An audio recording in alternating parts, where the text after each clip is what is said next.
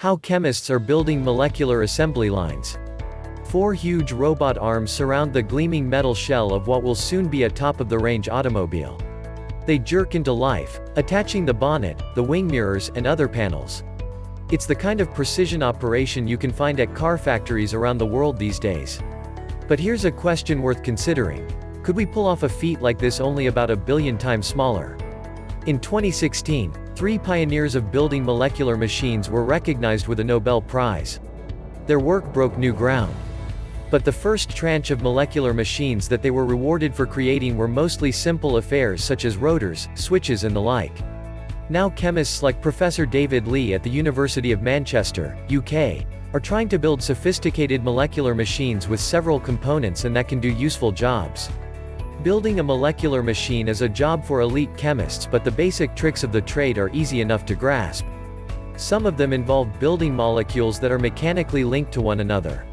For instance, you might build a rotaxane, a ring-like molecule threaded onto a shaft.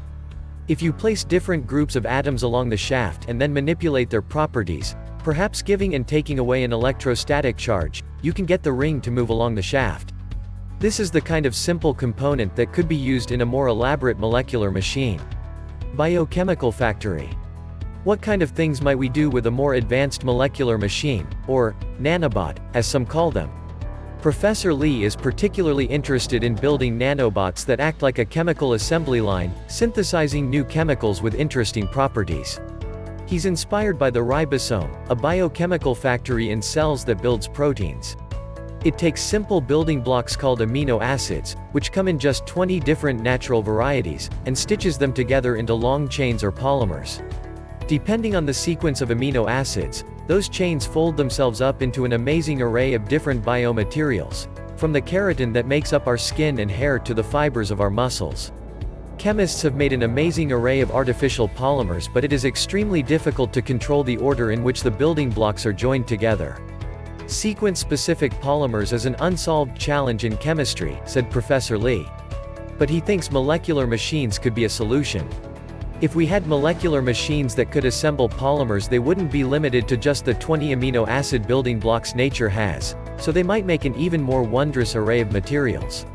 Achieving machines that can make sequence-specific polymers is far from trivial, says chemist Professor Nathalie Katsonis at the University of Groningen in the Netherlands. But I am convinced that this research will play a big part in the future of chemistry, and possibly of materials science too. Professor Lee has been chasing this goal through his MOLFACTORY project, which began in 2014. In a key paper in 2017, Professor Lee and his team showed they could build a molecular robot arm, a simplified, and much smaller, version of the ones that put cars together. This arm grabs hold of one reactive chemical and moves it to one of 2 sites. Depending on which site it is positioned at, the chemical reacts in different ways, to produce different chemical products. Developed further, machines like this could produce sequence-specific polymers akin to the proteins produced by ribosomes. And just as different proteins can generate force, muscle, or be 5 times stronger than steel, spider silk, that might allow us to do similar things with artificial polymers such as a sequence-specific polystyrene. David and his group are doing phenomenally creative work, said Professor Raymond Estumian at the University of Maine in Orono, US. Not only are the molecular machines they make of potential practical use, but they are also directed toward answering fundamental questions. Another project, called Prague Nano Robot, led by Dr. German Zango working in Professor Lee's laboratory, tried to take this production robot further.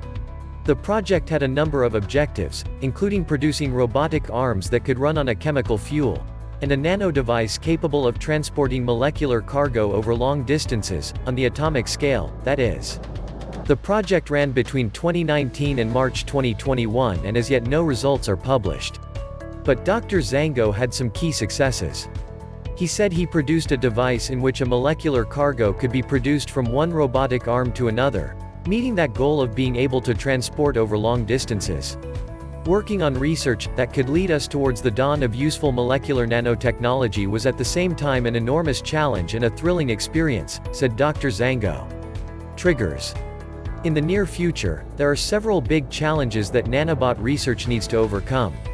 At the moment, it is often the case that molecular machines need to be fed a number of chemical triggers in a particular series to get them to work. If the systems were to be used to produce polymers at scale, it would produce a lot of waste. Part of Dr. Zango's work investigated reducing the number of chemical triggers needed or using light as a trigger instead. One of the most challenging things we were trying to achieve was to use a single chemical input to fuel a whole operating cycle of the machine or to use only photo switches, said Dr. Zango.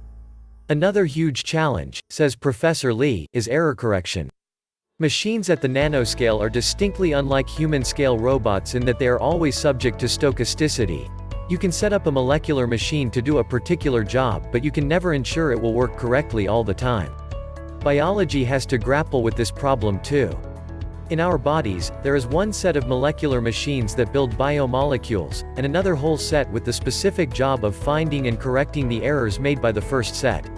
Professor Lee says that at some point artificial molecular machines will have to have some kind of error correction mechanisms. That kind of work is still in its infancy.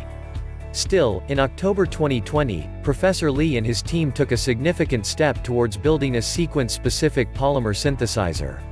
They built a rotaxane-based robot in which a ring walks down a track, picking up molecules along the way and joining them together. The results only joined 4 molecules together, a far cry from the hundreds or thousands in a protein, but it was a big step nonetheless. Professor Lee said that there can sometimes appear to be hype about what molecular machines can do. But he reckons it will be justified in the long term. I really do think that eventually molecular machines will revolutionize things in the way the Industrial Revolution or the Internet did, he said. But it's definitely going to take time, Professor Lee adds. He admits there's nothing he can yet do with a molecular machine that can't be done more simply by other means. But when you're inventing something new, that is somewhat to be expected. It's very much like Stone Age man making a wheel to grind corn, said Professor Lee. He doesn't know that one day it will be used to make a car.